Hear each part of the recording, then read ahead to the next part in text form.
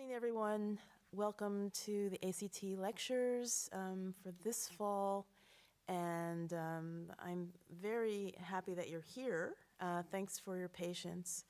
And this evening's speaker is Gabriel Kahan, who some of you are familiar with, and I'm very happy to welcome him as a speaker because I'm curious also to hear him talk in this capacity.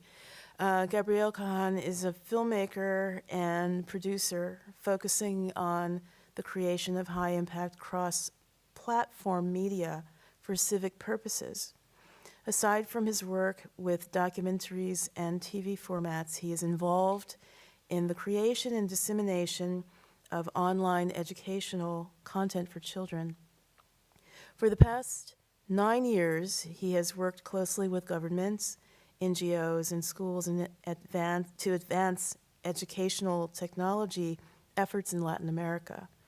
His work has impacted over 4 million students and 15,000 teachers in some of the continent's major countries in Mexico, Chile, Colombia, and Peru. He has become a trusted expert on the use of online audiovisual content for education and edtech implementations throughout the region. He has also worked closely with major news organizations in Latin America to help guide the way education is covered by media, and has been invited to participate in the development of Mexico's digital roadmap for the editorial industry, and has trained thousands of teachers on the use of online and mobile educational content. I just wanted to add to the bio that he's also been teaching in ACT a course called One Person Gestures, and I'll speak a little bit more about that in a moment. And so for this evening's lecture, he is, which is called Regenarratives. Multi-screen, rapid consumption of content is opening up new ways to communicate and engage viewers, in particular youth. At the same time, the complexities of modern social dynamics require one to develop novel ways of thinking about the role of government. Creating content that is both informative and adaptable to the user is key if we are to engage youth in understanding and working with government to solve our most pressing issues.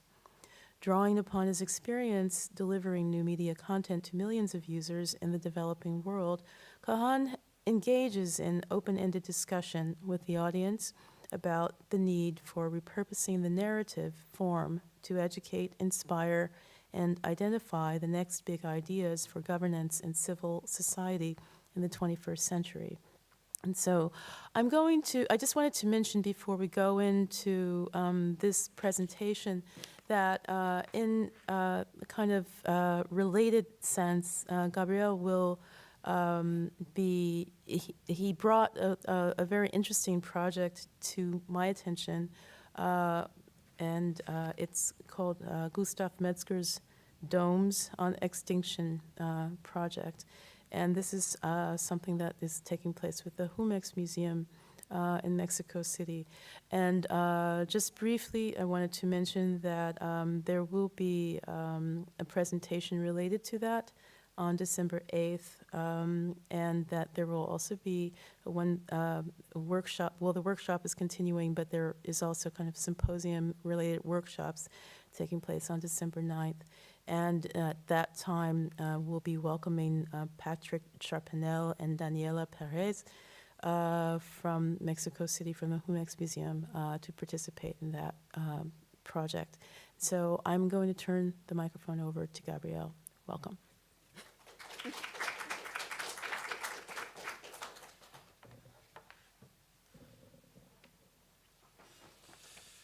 Well, thank you very much, Renee, for the introduction.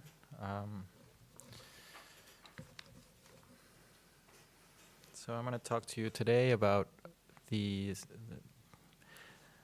not only to present you my findings, but also to present to you an idea that I have been toying around with and refining for the past 10 years. And your feedback is very important to me.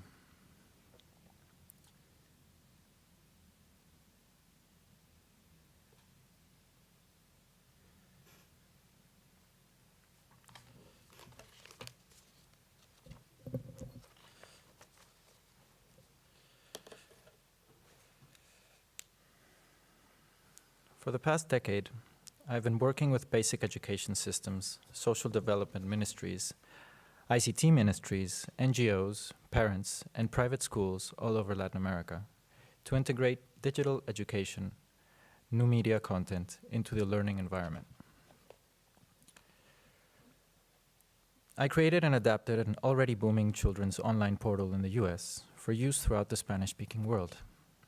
Together with the newly created local content and development team, we created social-culturally relevant content with the task of effectively communicating information to the widest swath of Spanish-speaking population possible. This need for homogeneity created a number of challenges and tough decisions as to how we would create one content, one language style that could speak to many people in many countries. Our goal was, and still is, to reach every student and teacher in the Spanish-speaking world. With that in mind, I began to study where students receive their instruction. Knowing that Latin American government systems hold tight sway over the education of their children, and many other aspects of their lives for that matter, and quickly realizing that private schools were as bureaucratic and unresponsive towards material which they cannot physically touch. This was in 2006. I knew that in order for us to have any kind of impact, we had to learn to work with government and implement digital educational content together. The plan seemed simple: work with governments, using their existing technological infrastructure to implement easy-to-use audiovisual and other digital tools to harness the content transmission power of modern technology and create new and better ways for teachers to engage students, and ultimately for students to learn using the same elements they use for recreation outside of class, like animations, comic strips, etc., as focused learning tools.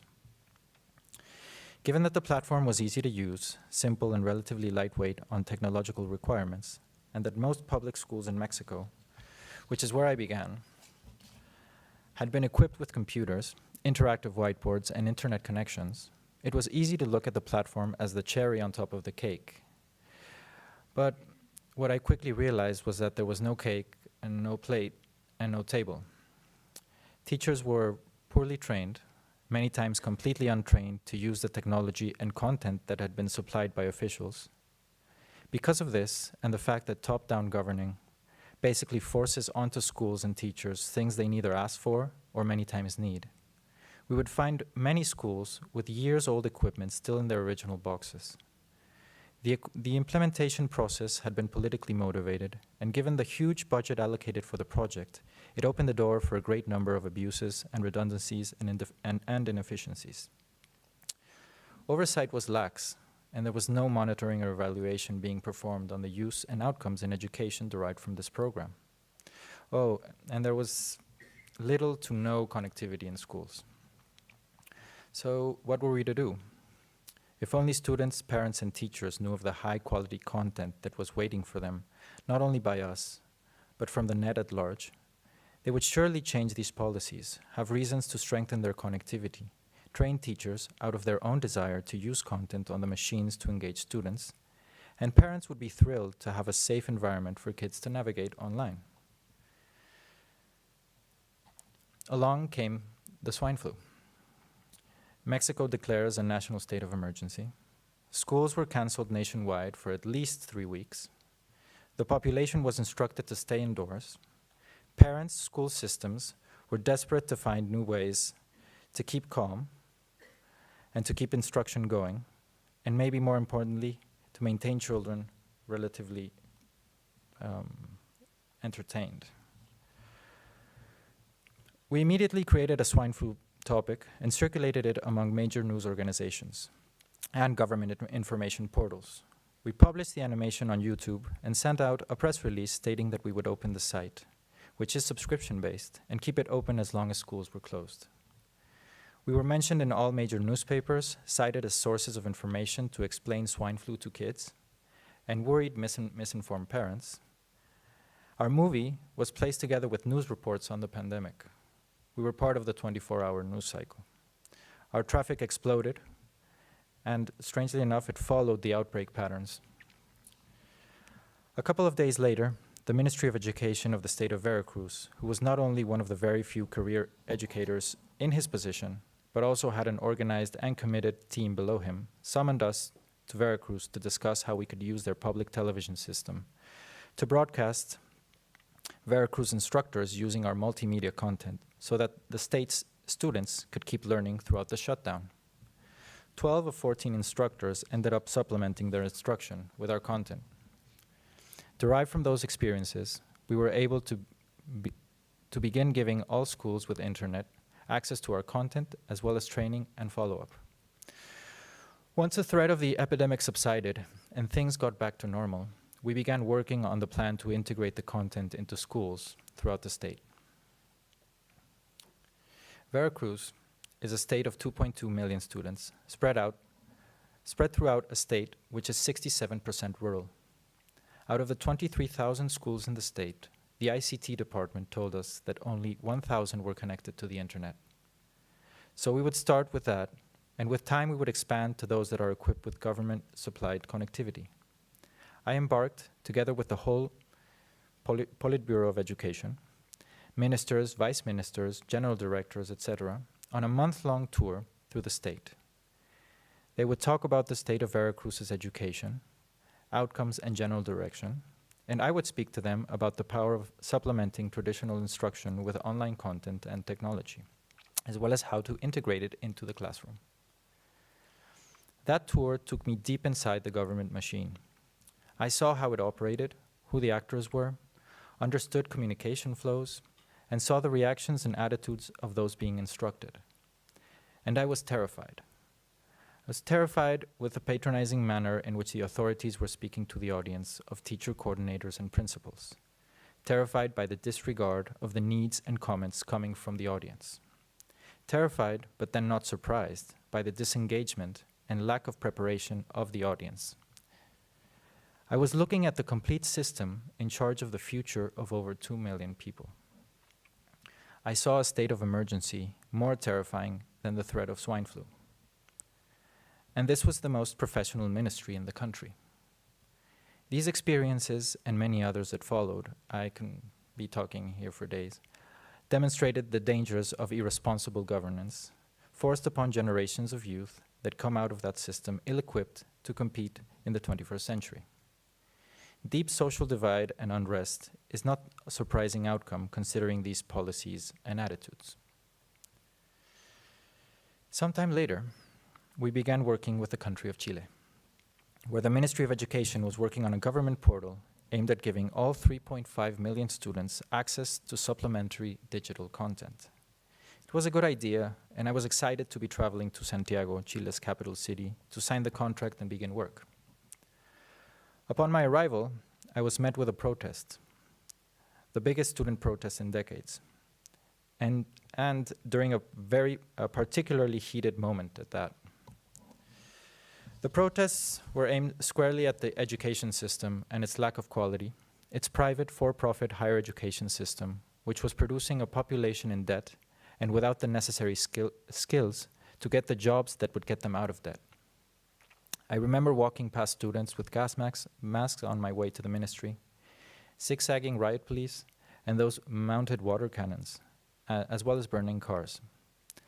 I found myself walking alone through a huge maze of barriers placed outside the entrance of the Ministry of Education, so as to allow police to identify people before they arrived to the main entrance. The crowd of thousands of students were behind me shouting slogans. Ahead of me, a government in crisis, hiding behind its security forces, scrambling to think of ways to alleviate the situation. Now, one of the main calls from students, was a call to make all education public and free, including higher education, to make it centralized and standardized instead of municipalized, as Pinochet had done many years back. They were citing the Mexican education system as a model. Having seen the deep problems of the system in Mexico, I was once again terrified. I was also intrigued to listen to the debate that ensued between the students and the president. Students asking for free education, the president asking them how they plan to pay for it, The students coming back with a few suggestions, the president answering back, more protest, more chaos, and a can of worms had been opened where the fight for free education touched upon many aspects of the way the whole system operated. I thought, if only we, understood the systems we used to govern, we might be able to come up with more precise ideas to fix this. A couple of years later, in the heat of Mexico's presidential race, there occurred a very peculiar thing. The front-runner, Mr. Peña Nieto, was giving a speech at an elite private university in Mexico City. He was being questioned on police brutality, human rights violations, and extreme security tactics used to quell protest in a town which was part of the state he had governed. As the students became more and more upset with the lack of answers and their clear contempt to the party and ideals he represented, push came to shove, and Peña was forced to retreat into the bathrooms to shield himself from the mob, and then had to make a very quick exit. It was called Black Friday. Everyone with access to social networks was aware that the students had become upset with his lack of transparency on the issue and had forced him out. But mainstream media, which in Mexico is composed of 2 main TV networks and large syndicated chains of newspapers, claimed that the students were in reality outside agitators sent there to appear that students were against the candidate. This act of information spin helped ignite strong student backlash, and a movement was born. Youth were against the ideals and tactics of the old PRI party and the inefficiencies of government in general, and wanted to do something about it.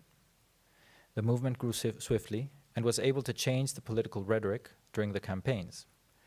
The height of their influence was being able to organize an independent presidential candidate debate to be broadcast through the internet, although Peña was a no-show.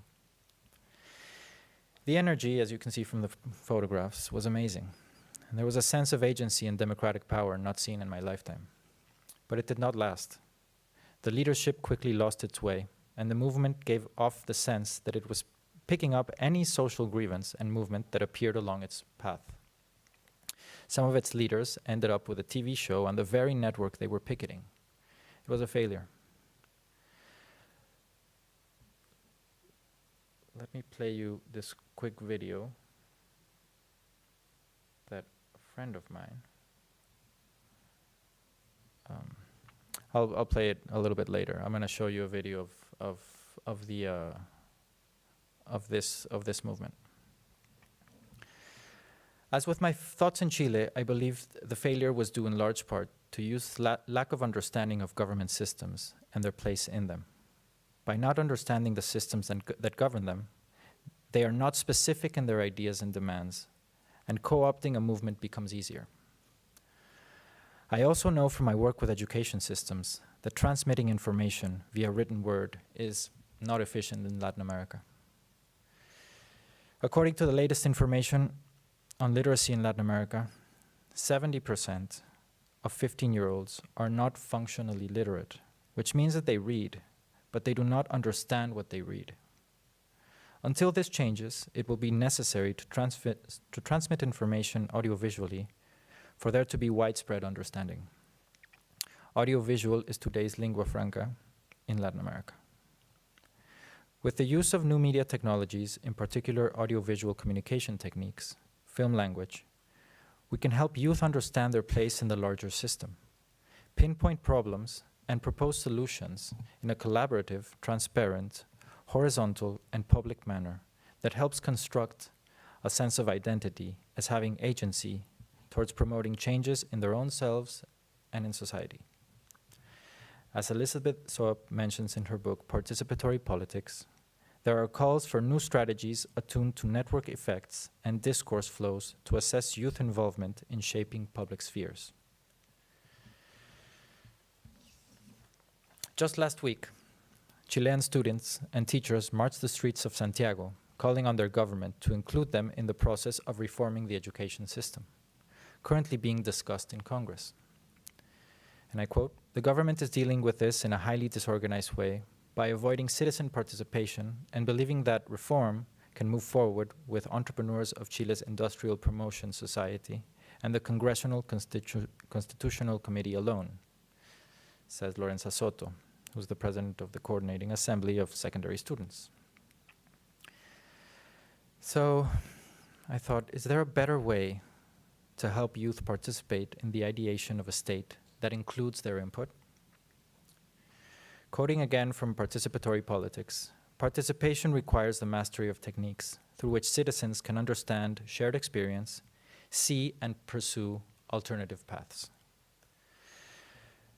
At MIT, I have been studying the work of Jay Forrester and others who followed him to try to make sense of systems dynamics in an effort to find ways of using this logic with video narrative in ways that could help youth and lifelong learners understand the complex systems that govern them and find ways in which they can emerge as informed citizens with clear and focalized proposals that can help shape the government we need today and thus help close the gap between government and citizenry. As Forrester says in his readings, system dynamics has a logic-based grammar, a universal language that students can readily learn and manipulate to create meanings. What have I found, he asks. Creating meaning results in bolder questions, whole new views which do not have traditional understandings. So I began to think of ways to work with film language and systems thinking to develop new modular narrative structures that could be understood together as part of a long-form narrative structure and separately as regenerative bits or regenerative bits. I tested it with students last semester during the course I gave, which was called Advanced Video and Related Media here at ACT. What we're looking at now is a slide presentation that I presented to my students last semester. So we went through the basics of systems thinking, how you learn about situations, allowing us to understand changes as well as to change understandings, gain a clear understanding of interrelationships, multiple perspectives, and awareness of boundaries. Why multiple perspectives? As we see, we have government that is very inefficient and a population that is very misinformed. So the more perspectives we have, the more ideas and the better ideas we will have for governance and just general citizen activities. We talked about filmmaking as a learning process where we take things that puzzle us and transform them into deeper understandings of a situation that is of interest to us, and very, very importantly, how we can intervene. We talked about the links between perspective, motivation, and behavior. And I asked them to mentally step inside systems, learn about their structure and processes, and discover the rules that steer their behavior, assuming various positions or roles, and see the world from these different perspectives. We went over the causal loop diagrams, which really provided the basic language or the basic narrative for the construction of these longer form narratives, or the way that we're going to tackle these problems using video. They can be considered sentences that are constructed by linking together key variables and indicating the causal relationships between them. And we did an exercise that I'm going to show you in a little bit. So, I asked them to identify a situation of interest for them. It can be an issue, a problem, or an event. Put a time horizon to it, and define the elements and the variables that are relevant to the situation of interest. We talked a little bit about the causal links and how to build it, how you form feedback loops. And then we went through the different situations of interest to students, undergrad and both graduate, of my class at ACT. We narrowed it down altogether to something that looked like affected everyone, which was the imposter syndrome. We then determined factors that caused the situation and identified immediate causes. So this is what we came up together. We form the feedback loops. And here are the videos that I asked everyone to create the small narrative for each one of these loops.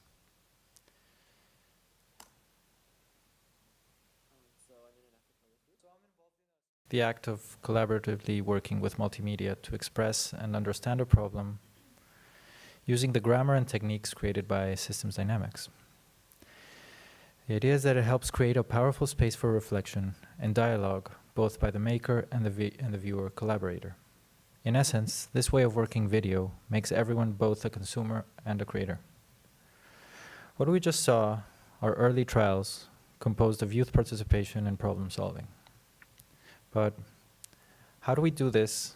How do we use this logic to create a platform that can harness the power and energy of youth by helping them understand the systems used to govern so that they can identify niche systematic problems and publicly create solutions, reusing the content and adding their own when necessary?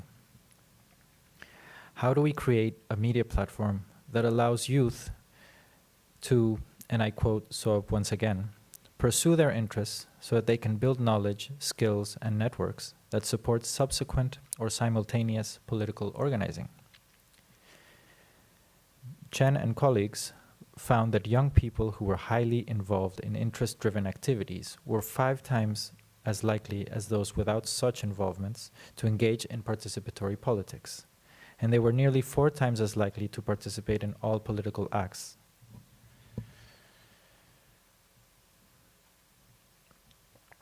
We need to produce stories about situations that test the limits of each system individually and as a whole.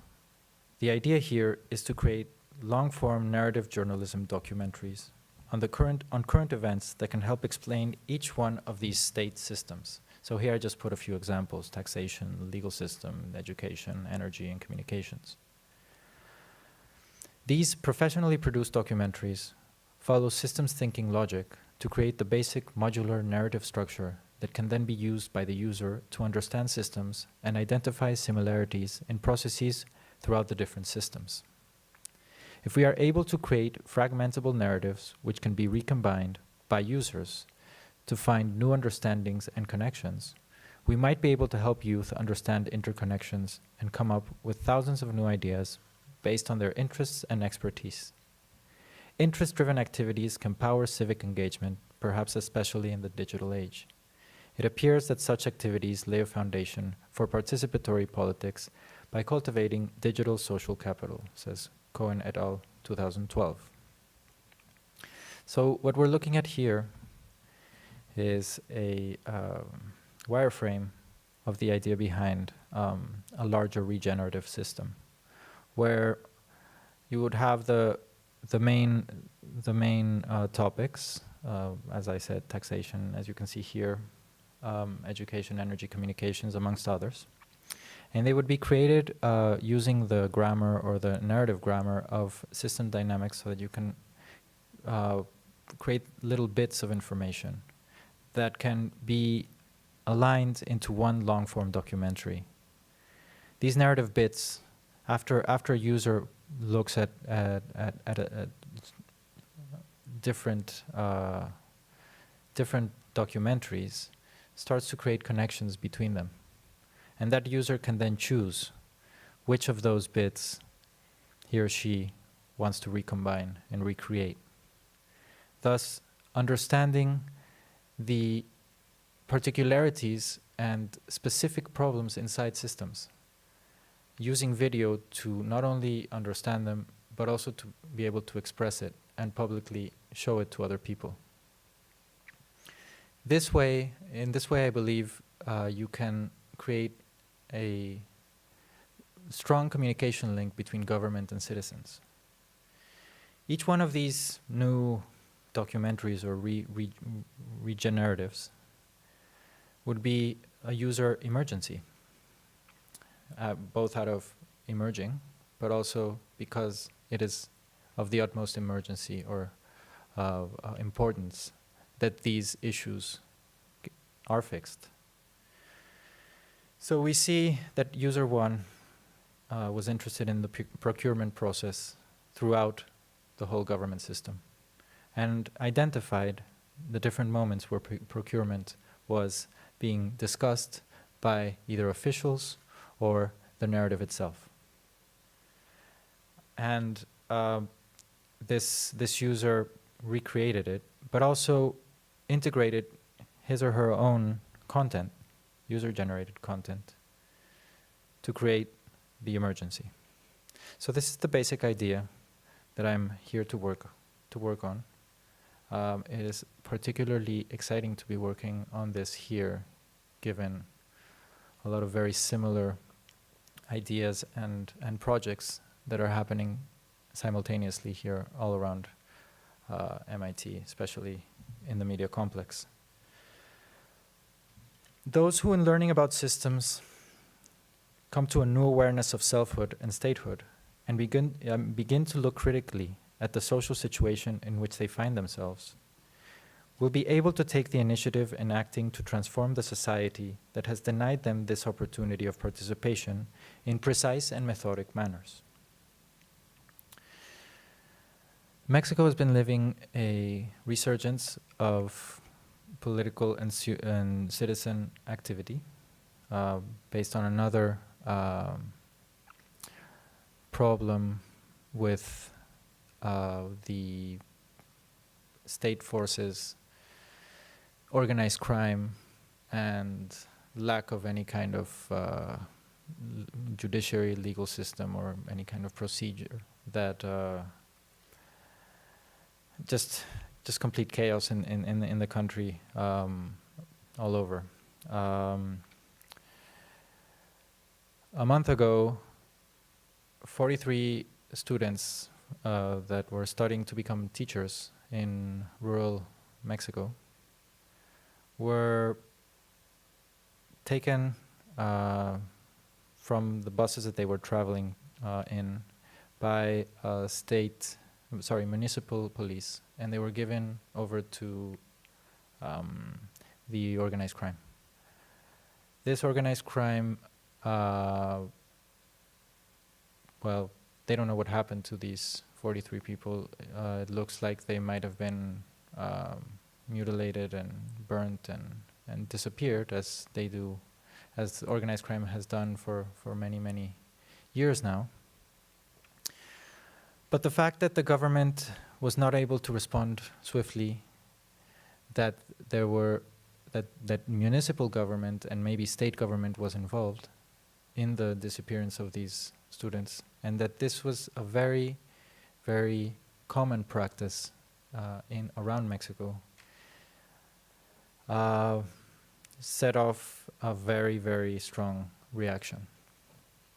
And what we're looking at here is last week, Mexico City's Central Square, and many tens of thousands of citizens marching, wanting to change their country.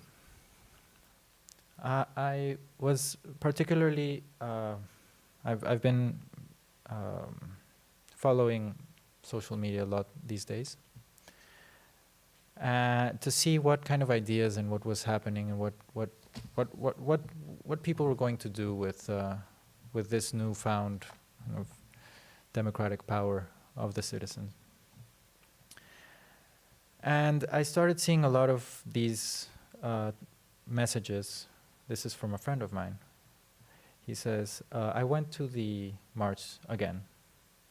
And even though it was large and there was a lot of solidarity, I confirmed the absurdness of walking to the central square.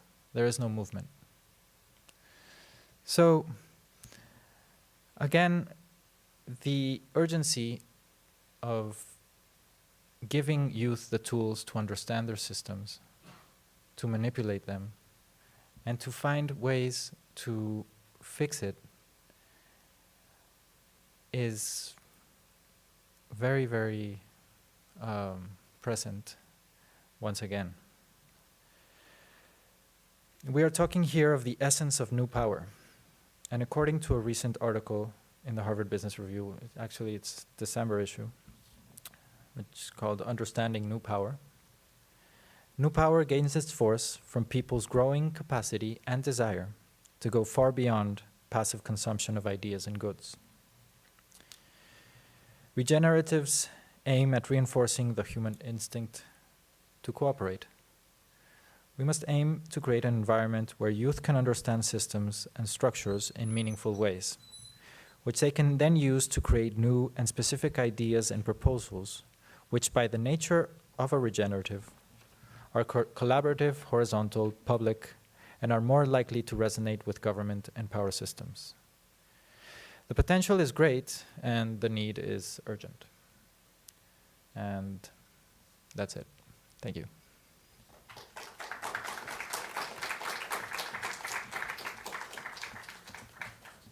Well, yeah, I don't know if there are any questions at all. I was wondering if you think at all that using a systems dynamics approach to explain, politics and all the things that you mentioned would be reductionist, that there's also, in addition to sort of neutral systems, there's also passion, emotion, things that aren't very quantifiable. And, for example, like, let's say in your discussion of this, this Mexico event, it seemed like a very kind of general discussion without, kind of engaging with potentially historical forces or cultural, emotional forces that might be at play. And then even in the sort of use of media, that also, like, media doesn't just like passively and neutrally transmit information, it's also embedded in the events themselves, and sometimes very hard to kind of disentangle them from a systems approach. I'm wondering if you're at all concerned of like reductionism. Will this sort of lead to any particularly like new insights without like the danger of reducing kind of like complex human tasks to sort of, again, like simple explanations? Yeah. I mean, what I've found from just the experiments that I've already been engaged in is that youth, people embed their emotions and their passions and their fears into everything that they're doing, especially when they're trying to understand anything. I believe that's why I think that the space for user-generated content is so important, because that's where the user can actually draw upon his perspective or experience to help color the problem or the emergency. So I'm more concerned with with how to create narrative bits that can easily be moved from one place to another at this point, than kind of the color or the depth of human emotion through the narrative. I believe that it'll be in there, but it's a valid point, definitely.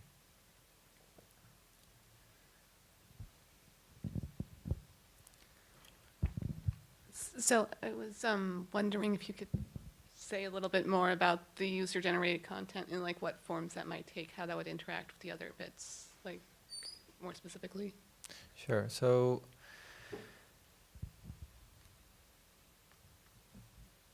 I mean, I can only speculate here, but I don't believe that there will be, from the original documentaries, narrative journalists, long-form documentaries, there will be, we will be able to touch on all of the topics of governance and systems. So I'm thinking and hoping that just the act of understanding something, just by being able to understand it and even express it on a very basic level, will allow people in general, but especially youth, to input whatever they feel isn't there yet. So I'm very excited about the idea of user-generated content combined with uh, professional narrative construction. I think that that combination can prove very, very powerful. And just the idea of it becoming a larger and larger system where you have more emergencies that then are recatalogued into more specific ideas, and then somebody uses that as one long-form documentary and then works on that, and then it becomes a kind of like never-ending kind of stream of sources. So it's kind of like Ted Nelson's Xanadu idea, kind of this parallel view of his idea of parallel views on the internet. He invented or coined hypertext, hyperlinks, but he always saw it as a kind of two-way system, not in this the way that it's used today in the internet is kind of it's just one way. You just click on that and it takes you to the other source instead of it. Whenever you're looking at a document, it's always everything is networked, so you can look at a document and look at the sources kind of parallelly. And that idea, I think, is very powerful and could be very, very powerful for something like this, because you could always go back to and kind of, move between views and go back and forth through sources. And that way you can also make sure that everyone's ideas and everyone's input is always theirs. It isn't just copy and pasted and then repackaged. It's always a collaboration. So, yeah, I don't know if that answered your question, but.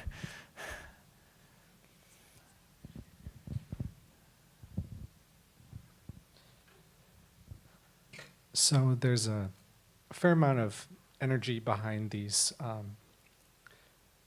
protests abroad and also here. There's also a certain amount of disenchantment, like in your final slide, you mentioned a couple other times. Yeah. And there's also a lot of narrative froth these days, like just everything, all the narrative happening, social media and YouTube and so on. So I guess my question is, what are the points of entry into the systems that you feel are vulnerable to change? Like, where do you point these tools that you're proposing? Do you see any areas that are particularly interesting to aim at? That's a very good question. Definitely the justice system, the education system, and I think taxation, because it leads into the economic system of the larger economic system.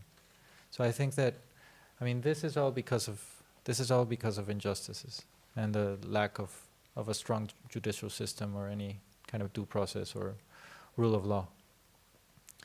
So I'm seeing that as an entry, and I think that once you're interested in that and you can build on that knowledge or the empowerment of understanding it that comes with understanding something, you will naturally kind of go into other places. But I think it will be through the justice system.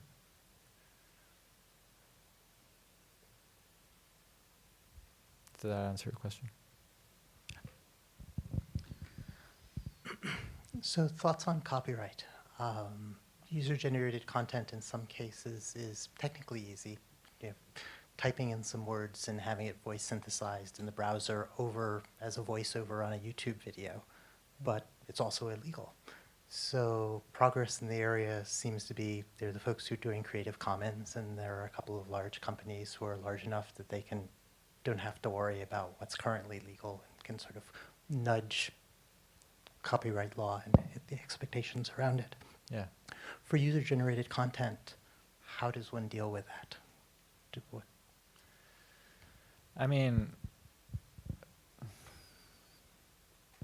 it's a very good question. It's complicated, but I think that first of all, the idea of the site is that for it to be completely open.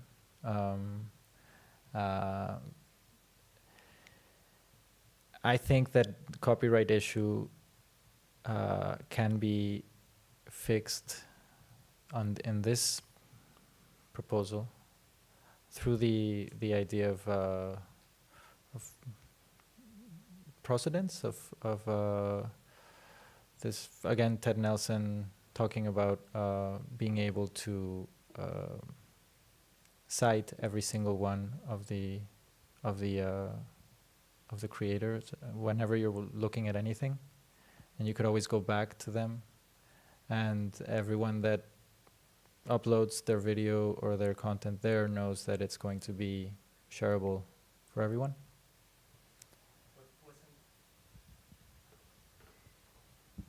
Wasn't part of the Xanadu story a micropayment system? So absent, and sure, a micropayment ecology would deal with all sorts of copyright problems, induced problems, but absent that.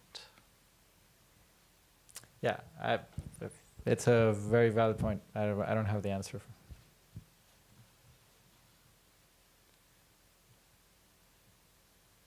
Anything else?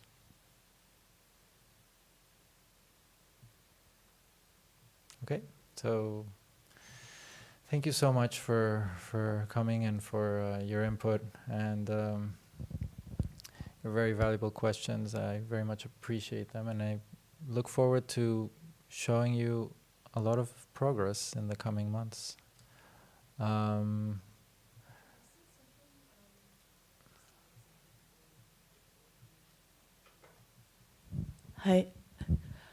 Thanks for the talk, Gabriel. That was interesting. I thought in terms of the governability aspect, if you could say, maybe you could say something about, as you mentioned, upcoming months, this project that you're going to be, or this course you're going to be teaching, related to non-governability. Oh, yeah. I'm not sure if that takes it way out, but just seemed like it might be relevant. I mean, it's relevant because it's kind of, next semester here at ACTA, I'll be co-teaching a class called Unmanageability, Pathless Realities and Approaches. And it is an analysis of the last 40 years of corporate texts and how the creative rhetoric or the creative temperament has been kind of finding its way into corporate systems, and how that has changed where we've seen creativity pop up. That's one of the aspects, and the other aspect is analyzing how once you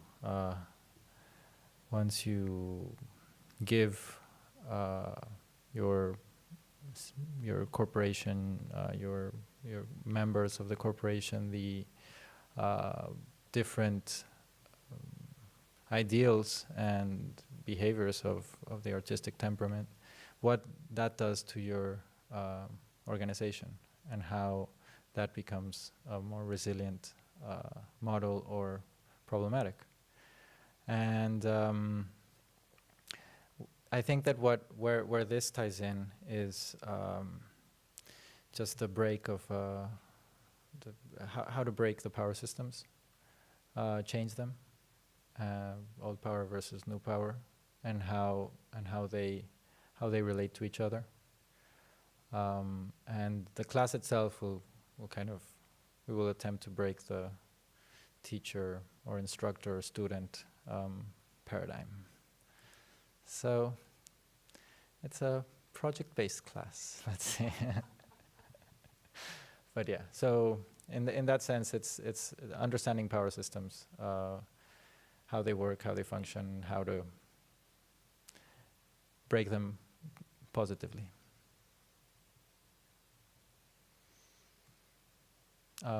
As Renee mentioned, December 8th and 9th, we'll be showing the work of an interdisciplinary group of students who we assembled every Friday during this last semester to discuss a 10-year self-destructive public monument that will be constructed sometime next year in Mexico City. And it's a project by an artist called Gustav Metzger, who he coined or came up with the term Autodestructive Art. And his work has been on art that is outside of the gallery and economic system of art. All of his pieces and of his followers are non-existent in a physical manner. And the idea behind these domes are to create a place where you discuss extinction of ideas, extinction of species, just general ideas on extinction through the arts and the sciences. And we create a space where these acts and these works can live and reside for 10 years. So we've been prototyping those works throughout the semester, and on December 9th we will be giving a workshop that will be similar to what we've been doing every Friday, just condensed into a few hours, and we will be showing all of the prototypes. So it's going to be a really, really interesting few hours where we will have an interdisciplinary group of people discussing extinction and how to express it and communicate it to both on a local level and international level through the use of communication technologies. Yeah. So that's it. So thank you very much.